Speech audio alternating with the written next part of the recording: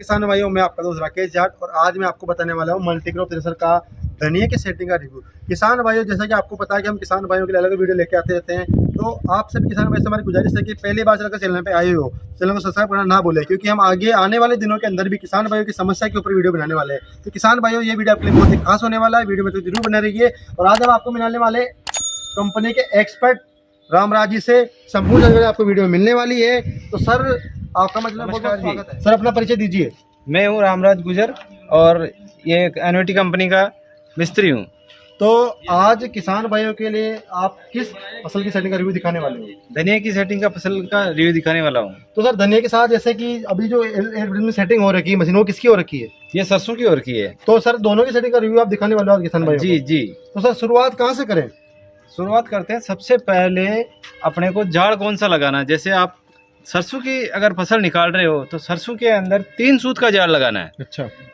और कंपनी वैसे 2.5 सूत का जाल भी सरसों में निकालने के लिए देती है, लेकिन 3 सूत का जाल निकालने पे क्या है कि आपके ट्रैक्टर को लोड नहीं पड़ेगा। अगर माल गीला है और अगर माल सूखा हो जाए तो आप 2.5 सूत में भी जाल निकाल सकते हैं। तो कहने का मतलब, अभी जो ये मशीन हम देख पा रहे हैं एनवीटी कंपनी, इसमें कंपनी ने जो जाल फिटिंग करके दिया है वो सरसों का दिया हाँ है। जी। लेकिन अगर किसान भाइयों को मान लीजिए धनिया निकालना है, अपन बात करते हैं सबसे पहले धनिया के ऊपर, तो धनिया की जाल दिखा सकते हो आप किसान भाइयों को? जी, आपको धनिया की जाल दिखाता हूँ। किसान भाइयों, आप देख सकते हो, ये जो जाल आप देख पा रहे हो ये धनिया की जाल है। 3 सूत किसको जाल बोलते हैं। अब हम आपको समझाने वाले कि 3 सूत क्या होता है। इस जाल का जो गैप है, इस गैप के अंदर 15 नंबर का जो बोल्ट आता है वो इसमें आसानी के साथ आ जाना चाहिए। जैसे कि हमारे मिस्त्री जी ने आपको करके दिखाया है कि 15 नंबर का इसमें बोल्ट प्रॉपर तरीके से आ रहा है। तो सबसे पहले आपने बता दिया किसान भाइयों को कि सबसे पहले हमको जाल चेंज करना है। हाँ, 3 सूत का जाल लगाना है। 3 सूत का मतलब अगर किसान भाई अगर नहीं समझता है सूत के बारे में, तो जो 15 नंबर का जो पाना लगता है जिस बोल्ट के, वो पाना उस बोल्ट को आप जाल के अंदर डाल के देख सकते हो। भाई ये 15 नंबर का जो बोल्ट है ये घुस रहा है, तो ये 3 सूत का जाल है। तो किसान भाइयों, सर ने बताया है कि जो जाल आपको लगानी है वो लगानी है 3 सूत का, 15 नंबर का बोल्ट इसमें आसानी से आ जाए। इसके बाद अगर अपन बात करें, मेन बात आती है चालने की। इस मशीन के अंदर कितने चालने लगे हुए हैं? इसके अंदर है 2 चालनी तो ऊपर लगे हुए हैं, इसके अलावा नीचे एक बारीक लगा हुआ है, उसके अलावा यहाँ पे 2 फिल्टर भी लगे हुए हैं। तो किसान भाइयों को धनिया के अंदर जो ऊपर वाला चालना है वो कितने नंबर का लगाना है? ये आपको ऊपर वाला 15 नंबर का लगाना है। कहने का मतलब 3 सूत की जाल 15 नंबर का बोल्ट आएगा, तो सेम वही चालना ऊपर वाला 15 नंबर का बोल्ट वाला किसान भाइयों को लगाना है। और जो सेकंड नंबर का चालना हम देख पा रहे हैं किसान भाइयों, तो इस वाले चालने में कितने नंबर का चालना किसान भाइयों को लगाना है? इसके अंदर आपको 13 नंबर का चालना लगाना है। मतलब ऊपर वाला 15 नंबर का लगाना है, नीचे वाला 13 नंबर का लगाना है। जी जी। इसके बाद अगर बात करें, जो मेन फिल्टर होता है जहाँ माल छनता है, जो ये सफाई वाला जो पंखा लगा हुआ है, यहाँ पे कितने नंबर का चालना किसान भाइयों को लगाना है? यहाँ पर आपको 13 नंबर का ही लगाना है। किसान भाइयों, दिखा सकते हैं हम आपको ये चालना 13 नंबर का। ये चालना किसान भाइयों को फ्रंट पे जहाँ माल गिरता है, जहाँ माल की सफाई होती है, वहाँ किसान भाइयों को ये लगाना है। इसके अलावा पर बात करें सर आरपीएम की, किसान भाइयों को दिक्कत आती है धनिया फोड़ने की। सबसे बड़ी समस्या किसान भाइयों के दिमाग में यही रहता है कि हमारा धनिया बहुत महंगा होता है, बहुत महंगी फसल है, सर वो हमारा फूटना नहीं चाहिए। तो उसके लिए आपकी मशीन में क्या प्रावधान है? सर, मैं सबसे पहले तो ये बात करता हूँ कि जो भी फसल होती है उससे सबसे नाजुक और हल्की चीज़ होती है धनिया। तो इसके लिए ट्रैक्टर के आरपीएम कम होने चाहिए। तो कंपनी ने आरपीएम कम करने के लिए यहाँ पर देखिए आप 3-3 ग्रुप की 3 पुल्ली लगा रखी है। ये 1, 2 और ये 3, ये 3-3 फुट की जो 3 पुल्लियाँ लगा रखी है। इसके अंदर कंपनी ने नीचे 8 इंच की पुल्ली दी है और ऊपर 13 इंच की पुल्ली दी है। तो किसान भाई, धनिया के अंदर आपको आरपीएम की बात करते हैं धनिया की, तो नीचे 8 पे रखना है और ऊपर 13 पे रखना है, ताकि रोटर की स्पीड कम हो। किसान भाइयों, हमारे सर ने बताया है कि धनिया निकालने के लिए स्पेशल इस बार कंपनी ने जो बदलाव भी किया है वो ये किया है कि नीचे वाली पुली 8 इंच की है और ऊपर वाली पुली 13 इंच की। क्यों ना सर? सही है सर। इसके अलावा किसान भाइयों को जो ट्रैक्टर के जो आरपीएम रखने हैं वो कितने पे रखना है सर? वो 9 या 8 के आरपीएम पे ट्रैक्टर को, ट्रैक्टर की स्पीड कम से कम 9-8 पे ही होनी चाहिए। किसान भाइयों, आपको सबसे पहले ध्यान करना है जाल का, उसके बाद आपको ध्यान करना है साइड वाले रोटर का। सबसे मेन बात होती है ट्रैक्टर के आरपीएम, वो आपको रखने हैं 8 से 9 के बीच। क्यों ना सर? जी जी सर, इसके अलावा अगर अपन बात करें पीछे की जो डोली होती है उसके जो आरपीएम होते हैं, तो उसको अपन को कहाँ रखना है सर? उसको कम स्पीड पे रखना है। बाहर वाली जो पुल्ली होती है आप सबसे दिखा सकते हो बढ़िया- किसान हाँ, भाइयों को, जी। ये दिखाते हैं आपको। जो सर ने बताया है कि जो पीछे की जो डोली उसके आरपीएम आपको कहाँ रखने, बताइए सर। ये यहाँ पे 3 ग्रुप की पुली लगी हुई है जी हाँ, सिंगल बेड लग रखी है, वहाँ पे 3 ग्रुप की पुली लग रखी है। सबसे बड़ी जो पुली ये है, आपको आज धनिये के अंदर ये सबसे बड़ी पुली नीचे रखना है और सबसे छोटी पुली पे ऊपर रखो बेल्ट रखना है। किसान भाइयों, जैसा कि सर ने बताया है कि आपको सबसे नीचे जो सबसे बड़ी पुल्ली है उसके ऊपर आपको बेल्ट रखना है, सबसे छोटी पुल्ली को आगे आपको आगे रखना है। तो इसके अलावा अगर अपन बात करें धनिया, अगर मान लीजिए सब सेटिंग करने के बावजूद अगर कोई धनिया फोड़ने की समस्या आ रही है किसान भाइयों को, तो क्या आपकी मशीन में जाल को नीचे ऊपर करने के लिए कोई प्रावधान है? जी, अगर आपको धनिया में अगर फिर भी अगर आपका धनिया फोड़ रही है मशीन, तो आप जाल को नीचे कर सकते हो। नीचे करने के लिए कंपनी ने यहाँ पे देखिए ये बोर्ड लगा रखा है, इस बोल्ट की 2 चूड़ी ढीली करनी है और इसके बाद में इस बोल्ट को ढीला करके इस बोल्ट को कसना है।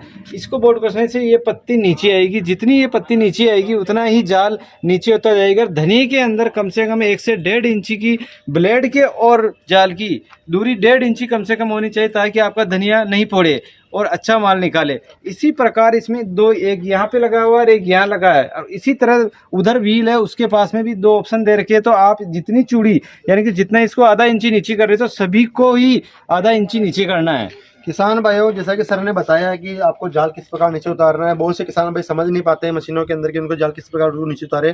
तो सर ने आज बिल्कुल साफ स्पष्ट बताया है कि सबसे पहले आपको ये बोल्ट ढीला करना है, ऊपर वाला बोल्ट भी ढीला करना है, नीचे वाले को टाइट करते रहना, जिससे आपका जाल नीचे आ जाएगा।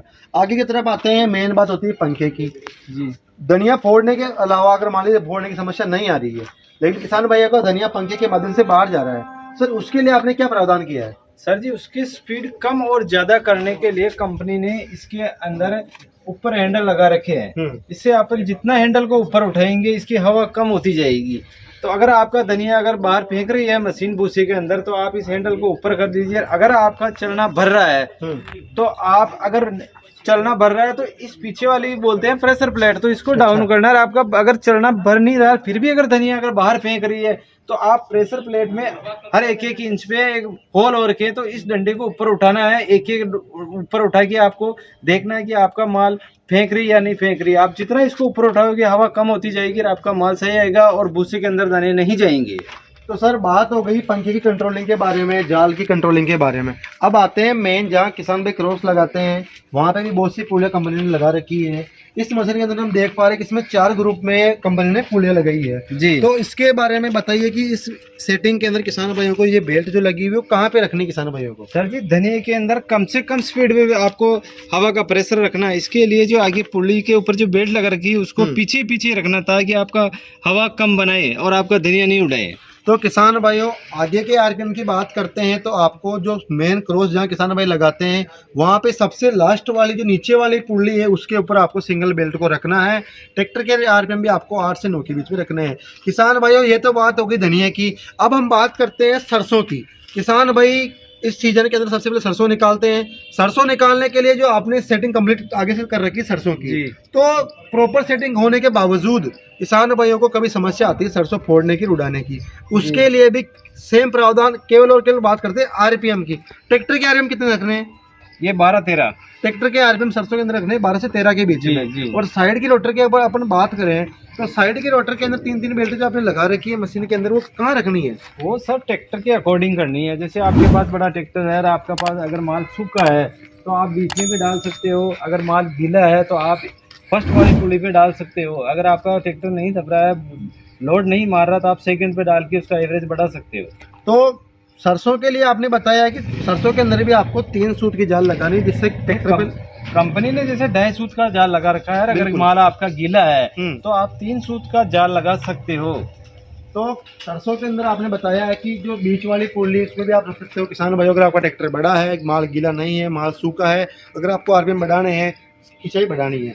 इसके अलावा आपने बताया है आगे वाली बेल्ट के बारे में बात करते हैं। आगे वाली बेल्ट के अंदर किसान भाई को कहाँ रखना है? आगे रखना, बड़ी पुली पे रखना, नीचे सबसे बड़ी पुली नीचे वाली रखनी है, ताकि जो कचरा आता है गीले माल के अंदर जिसमें पंखा प्रॉपर हवा बना सके जी। इसके अलावा इस मशीन के अंदर मेन बात आती है किसान भाइयों को चालने की, चाल को बढ़ाना और कम करने में जी। तो उसके लिए आपने क्या प्रावधान किया है? हाँ सर, मैं आज ये जो प्लस मॉडल है जिसके अंदर देखिए, अगर चालने की स्पीड को कम और ज़्यादा करने के लिए सबसे पहले जो मोटर लगी हुई है नीचे, वहाँ से बेल्ट आ रही है। अगर उधर छोटी पुल्ली पे लगा रखी है तो आप मोटर की तरफ बड़ी पुल्ली पे डाल दीजिए और इधर छोटी पुल्ली पे डाल दीजिए, तो भी आपका चालने की स्पीड बढ़ जाएगी। अगर इसके अलावा भी नहीं बढ़ रही तो आप फिर ऑप्शन देखिए, यहाँ पर भी ये पुल्ली नीचे बड़ी, मतलब नीचे पुल्ली है तो इसको भी आप छोटी बड़ी करके बढ़ा सकते हो। और इससे भी अगर नहीं बैठ रहा हो तो आप सबसे यहाँ से खोलिए और इसके अंदर 30 नंबर का पाना लगाइए और बोल्ट को ढीला करके आप देख लीजिए। इसको आपको जितना बार जो नट लग रखा है, ये जो खांचा दे रखा है, इसको जितना बाहर लोगे उतनी ही इसकी स्पीड होती जाएगी। तो किसान भाई आप यहाँ से भी स्पीड बढ़ा सकते हो, नीचे मोटर से भी स्पीड बढ़ा सकते हो।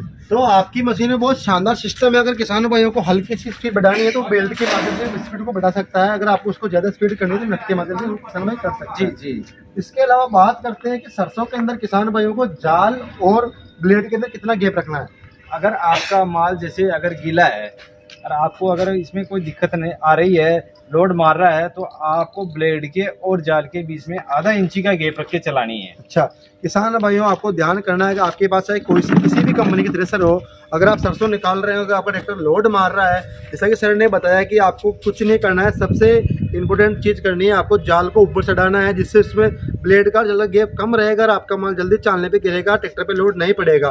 किसान भाइयों किसी प्रकार की आपके अगर कोई दिक्कत आ रही है मशीन के अंदर, आप कमेंट्स कर सकते हो। कमेंट्स के माध्यम से हमारे पास जो एक्सपर्ट है वो आपको संपूर्ण जानकारी वीडियो में मिलने वाली है और सर के नंबर आपको वीडियो में मिलने वाले हैं, जिससे आप घर बैठे भी जानकारी ले सकते हो। किसान भाइयों कैसा लगा आज आपको सेटिंग का वीडियो, और आशा करते हैं कि ये वीडियो आपको अच्छा लगा होगा। सर ने जो हमको जानकारी दी हो आपको अच्छी लगी होगी। कमेंट्स के माध्यम से भी जरूर बताइए कि आपको वीडियो के अंदर क्या चीज़ अच्छी लगी। आशा करते हैं कि ये वीडियो आपको अच्छा लगा होगा। मिलते हैं आपको